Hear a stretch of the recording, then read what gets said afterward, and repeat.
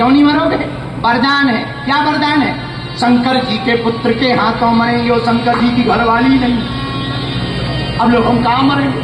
अब देवता बोले बड़ा लफड़ा हो गया भैया, बड़ी आफत हो गई। सात देवता को पीट रहा है, परेशान कर रहा है, रहने नहीं देता। क्या किया जाए? ब्रह्मा जी बोले किया क्या जाए? वरदान उसको ऐसा है कि तुरंत पूरा नहीं हो सकता। बोले क्या वरदान है? बोले शंकर जी के पूत के हाथों ही वो मरेगा। अब बताओ, शंकर जी की जब घरवाली नहीं है तो पूत कहाँ से होगा? देवता। माता पार्वती ने प्रण ले लिया कि यदि हम विवाह करेंगे तो केवल शंकर जी से करेंगे, वरना करेंगे ही नहीं। देवताओं को बढ़िया मौका मिल गया कि लड़की बढ़िया है, हटीली है, यथा शंकर जी तथा बिटिया। सात देवता पहुंच गए। भोले बाबा की जय हो। हर हर।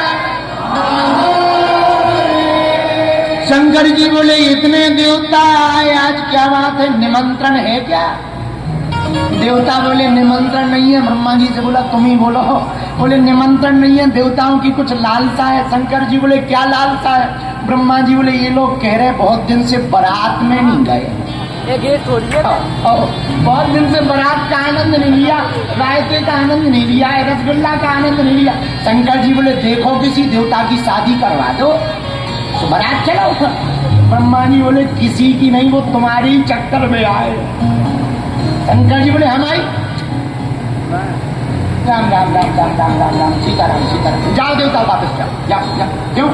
अरे एक बार भई थी, सुबह भस्म हो गई। एक बार भई थी, भस्म हो गई। अब अपन का लफड़ा नहीं दिया, फंसने हो गया।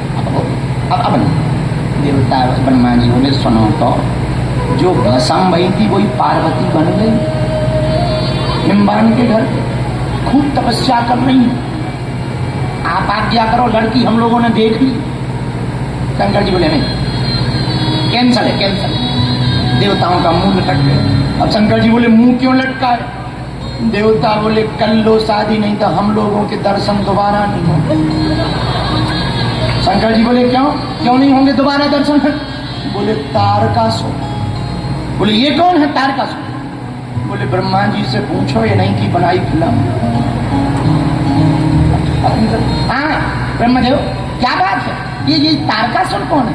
ब्रह्मा जी बोले महाराज क्या बताएं, था तो पहले बहुत अच्छा आदमी, उसने हमसे वरदान मांग लिया। क्या वरदान मांगा? बोले उसने हमसे वरदान मांगा कि हम मरे ना। हमने कहा भाई मरना तो सबको, कोई और वरदान मांग। हमने जल्दी जल्दी में भूल गए। उसने कहा कि हमें ऐसा वरदान दो कि हम मरे ना, और यदि मरे भी तो शंकर जी के पूत से मरे। शंकर जी बोले लोग कर दिया ना।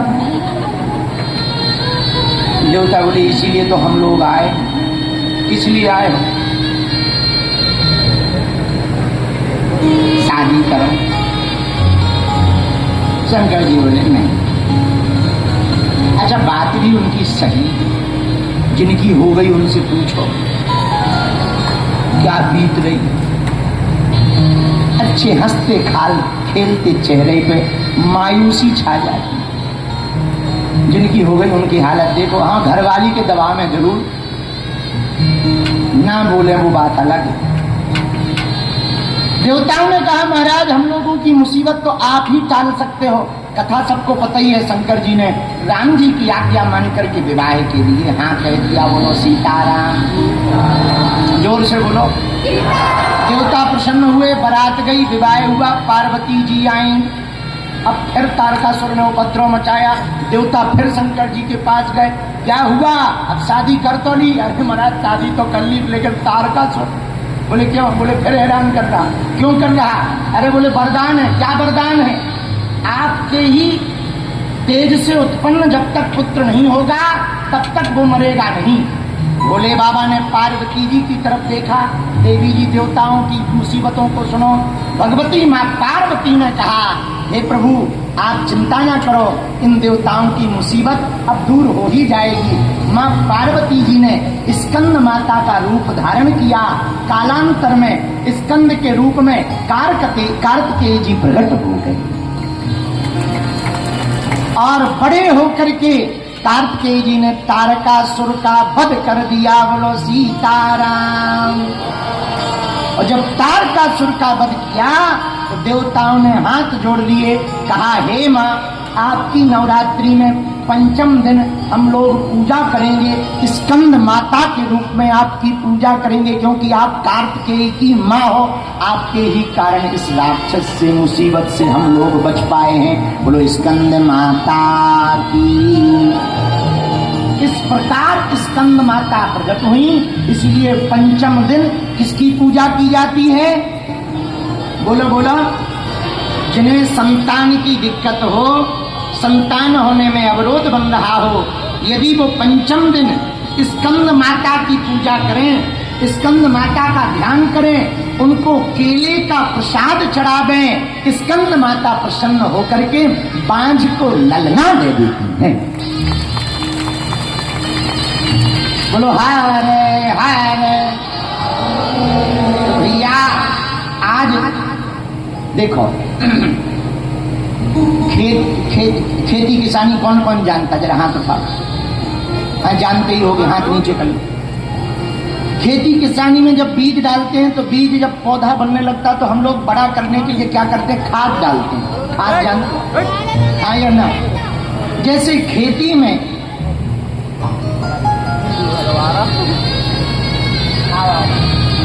जरा सोफा ले आओ। कहाँ गए पंडित जी? धीरू पंडित जी, सोफा ले आओ।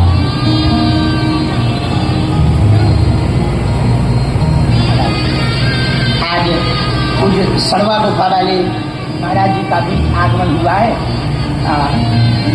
हमारे यहाँ छतरपुर जिले में ही भीमकुंड के पहले एक और जगह है, सड़वा गुफा, पहाड़ में है, प्राकृतिक गुफा है।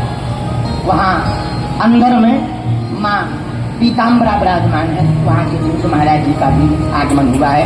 हम लोग सब लोग उनका भी सीताराम कह करके स्वागत करते हैं। बोलो सीताराम, जोर से बोलो। आहा, तो भैया जैसे खेत में बीज डालते हैं और बीज के पौधे को बड़ा करने के लिए हम खाद का प्रयोग करते हैं, और खाद के डलते ही जैसे खेत खलिहान हरे भरे हो जाते हैं, वैसे ही माँ का आशीर्वाद जीवन में मिलने से जीवन भी हरा भरा हो जाता है। एक बात और सुनो, चश्मा का लेंस यदि हरा कर दो तो संसार भी हरा दिखाई देता है। इसका मतलब ये नहीं कि संसार हरा है, संसार तो जैसा है वैसे ही है, लेकिन लेंस जैसा लगा लो संसार भी वैसे ही दिखाई देता है। यदि चश्मा का लेंस को हरा पहन लो, चश्मा का लेंस हरा लगा दो तो संसार हरा दिखाई देता है। उसी प्रकार श्री हरि भक्ति की चित्त में दृष्टि अपने रख लो तो संसार श्री हरि मय दिखाई देता है, भगवान मय दिखाई देता है। आहा, तो आज के दर्शन माँ स्कंद माता के हैं। बोलो सीताराम, जोर से बोलो और जोर से बोलो। देखो, पिता की आदतें पुत्र में आती हैं। किस में आती हैं? पुत्र में। पिता की आदतें जैसे पुत्र में आती, पिता की आवाज जैसे पुत्र में आती, वैसे ही गुरु की आदतें शिष्य में आती है और गुरु की आवाज शिष्य में आती है। इसीलिए एक बात आपको ध्यान रखना, हमारे संत महापुरुष कहते, पानी पीजिए छान कर और गुरु ढूंढिए जान है। भाई पानी को छान कर पियो, कचरा चला जाएगा, तुम्हारी किडनी खराब हो जाएगी। उसी प्रकार गुरु जी भी थोड़ा देख दाख के लेना चाहिए, जो भजनानंदी हो, भगवान के भजनानंदी हो, ऐसे गुरु के चरण पकड़ना चाहिए। बोले क्यों? बोले भैया सुनो, गुरु बिन होए न ज्ञान, भेद बिन होए न चोरी। गुरु के बिना ज्ञान असंभव है। गुरु ज्ञान देता है। कैसा ज्ञान? जो संसार का रहता, जगत का रहता। भैया जो माया में लिप्त होता उसके पीछे जगत भागता, जो माधव में लिप्त होता उसके पीछे जगदीश भागता। और गुरु यही ज्ञान देते हैं। भैया संसार में सब आना जाना है, हकीकत तो परमात्मा का भजन ही है। संसार का मतलब जो सड़क रहा, रोज खिसक रहा, यही तो संसार है। आज हमारा कल तुम्हारा, परसों किसी और का। भैया, यदि तुम्हें संपत्ति प्रिय होगी, यदि तुम्हारे पास संपत्ति आएगी तो जगत तुम्हारे पास आएगा, लेकिन यदि तुम्हारे ऊपर विपत्ति आएगी तो जगदीश तुम्हारे साथ आएगा।